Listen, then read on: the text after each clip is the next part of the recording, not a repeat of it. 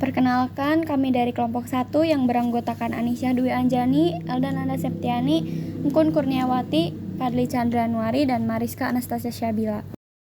Tenggelamnya kapal Panderwick. Saya Jainuddin, seorang anak yang lahir dari perkawinan campuran Minang dan Makassar. Tidak berhasil mempersunting gadis idamannya, Hayati, karena nini mamanya tidak setuju dan menganggap Jainuddin sebagai manusia yang tidak jelas asal-usulnya. Sedang apa kau, Din? Untuk apa semua pakaianmu kau masukkan dalam kantong itu? Aku teringat pesan ayah ketika beliau akan menutup mata. Ayah berkata padaku bahwa negerinya yang asli bukan Mangkasar, tetapi jauh seberang lautan, yang lebih indah lagi dari negeri Mangkasar. Di sanalah pendam kuburan nenek moyangku. Jauh, katanya, jauh benar negeri itu, jauh di balik lautan besar, subur dan nyaman tanamannya. Aku ingin ke sana, Mak, ke tempat asalku. Untuk apa kau ke sana, Din? Tidaklah lebih baik kau di sini bersama Mak Base. Paling tidak sampai Mak mati nanti. Dak, Mak, aku ingin pergi ke sana. Sempit rasanya alam saya, Mak Base. Jika saya masih tetap hidup juga di Mangkasar ini, ilmu apakah yang akan saya dapat di sini? Biarkan saya berangkat ke Padang. Kabarnya konon, di sana hari ini telah ada sekolah-sekolah agama. Pelajaran akhirat telah diatur dengan sebagus-bagusnya. Apalagi puncak Singgalang dan Merapi sangat keras seruannya kepada aku rasanya. Lepaslah saya berangkat ke sana. Lepaslah, Mak. Jangan Mama diam saja. Bagaimana Mama tidak diam? Bagaimana hati Mama tidak akan berat? Dari kecil engkau kubesarkan hidup dalam pangkuanku. Rasanya hidup Mama pun tak dapat diceraikan dari hidupmu.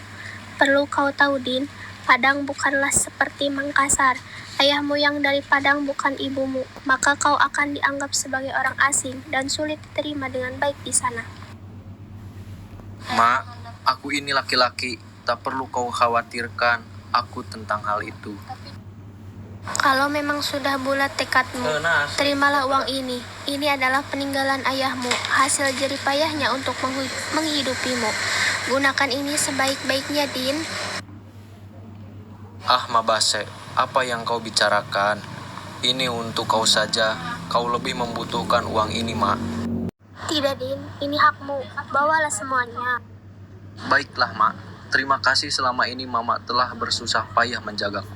Sekarang, saatnya aku pergi ke tanah asalku, Minangkabau. Jaga dirimu baik-baik, Din. Mak selalu berdoa untuk keselamatanmu. Selamat tinggal, Mak. Sore hari, Jainuddin duduk-duduk di lepau, tempat biasa anak-anak muda berkumpul. Meskipun sudah 1 bulan, ia masih belum menemukan teman baik sebaik Mabase. Sebulan berlalu, mengapa tak kudapatkan seorang sebaik hati Mak Base? Benar apa yang dikatakannya, bahwa aku di sini hanyalah dianggap orang pendatang, bukan orang Minangkabau Tulen, karena ayahkulah yang berasal dari sini, bukan ibuku. Enci, apakah benar Enci yang bernama Hayati? Benar, Tuan. Jika Enci berkenan, pulanglah dahulu Enci dan kawan Enci dengan payung saya ini. Terima kasih, Tuan. Saya dan sahabat saya pulang dulu dari sini. Sejak saat itu, Jainuddin merasa jantungnya berdetak cepat ketika kembali bertemu dan teringat dengan Hayati. Beberapa hari kemudian, Hayati mengembalikan payung milik Jainuddin dengan disertai surat untuknya. Namun, melalui anak kecil yang tinggal di tempat di dekat rumah Jainuddin, kemudian Jainuddin membalas surat tersebut. Mulai saat itu, Jainuddin dan Hayati sering berkirim surat, hingga akhirnya mereka menjalin sebuah hubungan cinta dan berkeinginan untuk segera menikah. Pada saat itu, Hayati berjanji akan memperjuangkan cintanya hingga ke pelaminan. Namun, takdir berkata lain. Orang tua Hayati telah menjodohkannya dengan pemuda asli Minangkabau, anak orang berada, yang bernama Ajis. Hayati, inilah keluarga besar kita.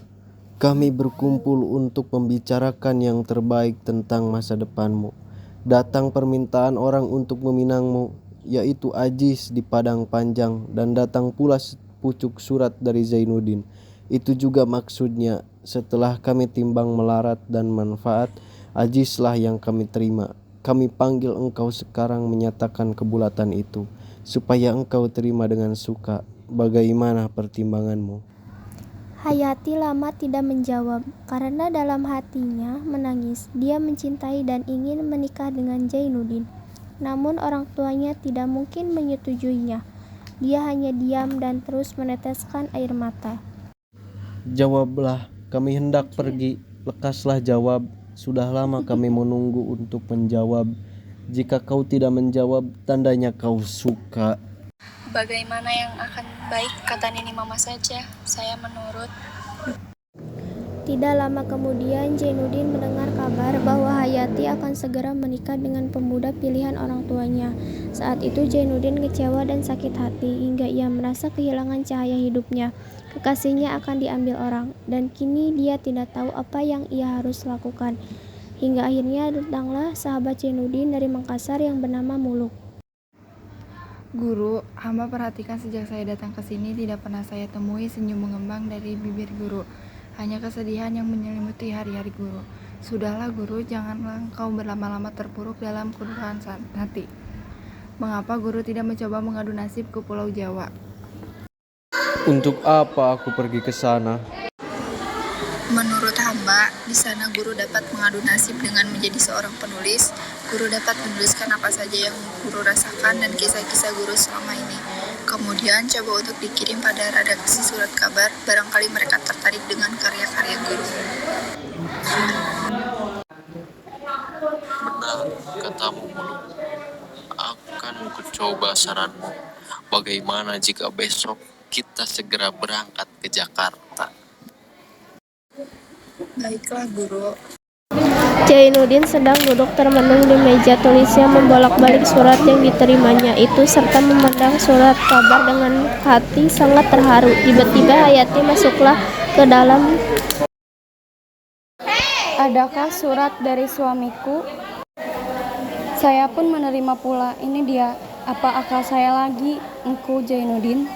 Saya akan berkata terus terang kepadamu. Saya akan panggilkan kembali namamu, sebagaimana dahulu saya pernah panggilkan Zainuddin.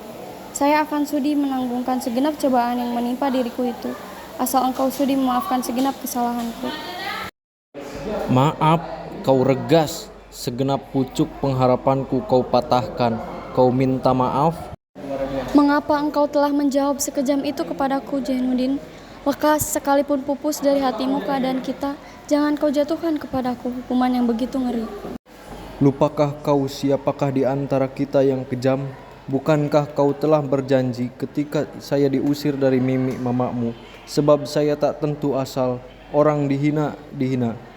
Tidak tulen Minangkabau, ketika itu kau antar aku si simpang jalan. Kau berjanji akan menunggu kedatanganku, meskipun akan berapa lamanya. Tetapi kemudian kau beroleh ganti yang lebih gagah, kaya raya, berbangsa, beradat, berlembaga, berketurunan. Kau kawin dengan dia, kau sendiri memberi keterangan bahwa perkawinan itu bukan paksaan orang lain, tapi pilihan kau sendiri. Hampir saya mati menanggung cinta Hayati. 2 bulan lamanya saya tergeletak di tempat tidur. Kau jenguk saya dalam sakitku, memperlihatkan kepadaku bahwa tangan kau telah berinal, bahwa kau telah kepunyaan orang lain. Siapakah di antara kita yang kejam, hai perempuan muda? Tidak Hayati, saya tidak kejam, saya hanya menuruti katamu. Bukankah engkau minta di dalam suratmu supaya cinta kita itu dihilangkan dan dilupakan saja, diganti dengan persahabatan yang kekal? Permintaan itulah yang saya pegang sampai sekarang. Maka sebagai seorang sahabat pula, engkau kulepas pulang ke kampungmu, ke tanah asalmu, tanah Minangkabau. Tidak, saya tidak akan pulang. Saya akan tinggal dengan engkau di sini. Biar saya yang kau hinakan, biar kau pandang sebagai babu yang hina. Saya tak kau beri belanja berapapun banyaknya. Saya perlu dekat kau. Tidak Hayati, kau mesti pulang kembali ke Padang. Biarkan saya dalam keadaan begini. Pulanglah ke Minangkabau, janganlah hendak ditumpang hidup saya. Orang tak punya asal, negeri Minangkabau beradat. Besok hari Senin ada kapal berangkat dari Surabaya ke Tanjung Priok. Akan terus ke Padang. Kau boleh menumpang dengan kapal itu ke kampungmu. Keesokan harinya Hayati telah siap untuk berangkat, namun ia kembali melihat-lihat kamarnya. Setelah lebih dulu melihat tenang-tenang dan sayu kepada gambar yang tergantung di dinding. Tanda peringatan apakah yang dapat saya bawa dari rumah ini, Bang Muluk? Bawa sajalah, ini sekurang-kurangnya akan jadi peringatan. Tak lama kemudian Hayati telah pergi meninggalkan rumah Jainuddin dan kemudian berlayar menuju kampung halamannya. Namun pada keesokan harinya ia membaca di surat kabar bahwa kapal Panduwis tenggelam. Setelah mendengar berita bahwa kapal yang ditumpangi Hayati mengalami kecelakaan dan dia dirawat di rumah sakit karena ternyata Hayati ditolong oleh penangkap ikan. Setelah sampai di rumah sakit, mereka termenung melihat keadaan Hayati yang terbaring lemah di dalam kamar sakit. Tiba-tiba seorang juru rawat bertanya kepada Jainuddin. Agaknya tuan yang bernama Jainuddin bukan? Ya, di mana Nona tahu? Ketika perempuan itu dibawa kemari, kepalanya yang berdarah diikatnya dengan selendangnya sendiri. Ketika menukar selendangnya itu dengan perban, telah dapat dikeluarkan dalam gulungannya sebuah gambar, yang di bawahnya ada tertulis tanda tangan Tuan Jainuddin. Setelah beberapa jam menunggu, sadarlah Hayati dari pingsannya dan dilihat wajah Jainuddin tenang-tenang, maka timbullah dari matanya sekejap saja cahaya pengharapan. Kau, Jain? Ya Hayati, Allah rupanya tak izinkan kita berpisah lagi. Bila telah bolehlah keizinan dari dokter, kita segera berangkat ke Surabaya. Bang, surat. Sudah Hayati, sudah kuberikan. Kemudian Hayati pingsan kembali. Juru rawat bersama dokter kembali masuk ke kamar Hayati dan memeriksanya kembali. Ternyata Hayati mengalami kekurangan darah. Karena terlalu banyak darah yang dikeluarkan, maka luka di kepalanya. Kemudian Jainuddin bertanya pada dokter. Bila mana halnya Tuan Dokter? Dia terlalu payah, darah terlalu banyak keluar, sekarang dia demam. Sayang, di sini perkakas tidak cukup, baru saja dipesankan ke Surabaya. Beberapa dokter akan datang membantu kemari. Hari mulai malam, kira-kira pukul 10 malam Hayati membuka kedua matanya. Bagi orang yang tahu dan biasa melihat tanda-tanda orang yang akan mati, telah kelihatan tanda-tanda itu. Cahaya matanya sudah tak ada lagi, bibirnya sudah surut ke atas. Diisyaratkan dengan kepalanya menyuruh Jainuddin mendekatinya. Setelah dekat dibisikannya. Zainuddin, saya dengar perkataan Tuan Dokter. Saya tak tahu bahwa waktu saya telah dekat. Tidak Hayati, kau akan sembuh. Kita akan kembali ke Surabaya menyampaikan cita-cita kita. Akan hidup beruntung kedua. Tidak Hayati, tidak. Sabar Zain, cahaya kematian telah terbayang di mukaku. Cuma jika ku mati, hatiku telah senang sebab telah kau ketahui bahwa engkau masih cinta kepadaku. Hidupku hanya buat engkau seorang Hayati. Aku pun bacakan 2 kalimat suci di telingaku. 3 kali Jainuddin membacakan kalimat syahadat itu diturut-turutkan, yang mula-mula itu dengan lidahnya, yang kedua adegan isyarat matanya, dan yang ketiga dia sudah tak ada lagi.